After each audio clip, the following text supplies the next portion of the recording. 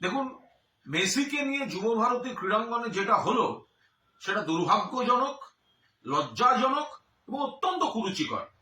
কিছু লোকের হ্যাংলামির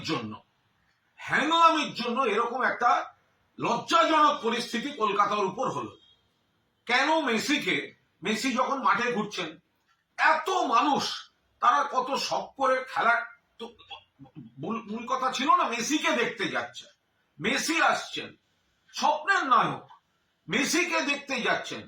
তো মাঠের মধ্যে যখন মেসি ঘুরছেন, তো বাকিরা মেসিকে একটু সামলে শুধু শুধু তার নিজস্ব দেহরক্ষী দিয়ে একটু ভিড় থেকে আগে মানুষের দিকে তাকিয়ে হাত নাড়তেন। তারা যারা এই এত দামি টিকিট কেটে দেখতে এসছেন তারা দু চোখ ভরে দেখতেন। তো সেটা করা গেল না। এত কিসের হ্যাংলামি? এই কয়েকজনের যে আধিক্ষেতা দেখছি, এটা কিসের? এটা মেসি দেখা না নিজেকে জাহির করা? এটা কি হ্যাংলামি হলো? ফলে দূরে যারা বসলেন, যারা গ্যালারিতে টাকা দিয়ে গেছেন, ওই ভিড়ের মধ্যে দেখতে পাচ্ছেন না। কোনো পরিকল্পনার মা বাবা নেই। এই আয়োজক এটা হচ্ছে নাকি? শুধু টাকা, শুধু ব্যবসা। আর যে ক্রীড়া প্রেমীরা এখানে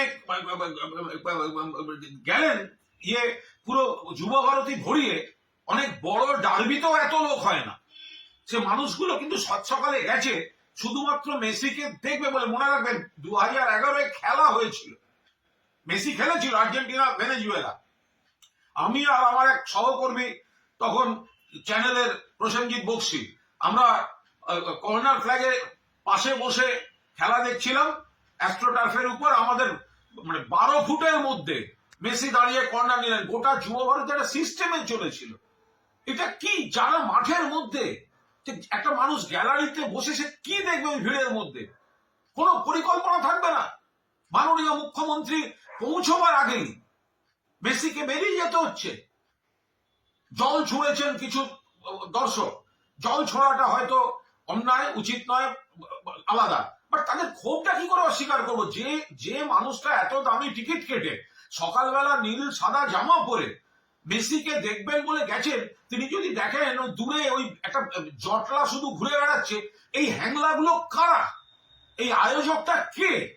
এরা শুধু ওই টাকা তুলে দামি করে নিজেদের টাকাটাকে সুরক্ষিত রেখে অন্য জায়গা থেকে স্টাফদের এনে ঘুরিয়ে দেয়া, ইয়ার্কি মারার জায়গা পায়নি। এদের বিরুদ্ধে ব্যবস্থা নেওয়া উচিত।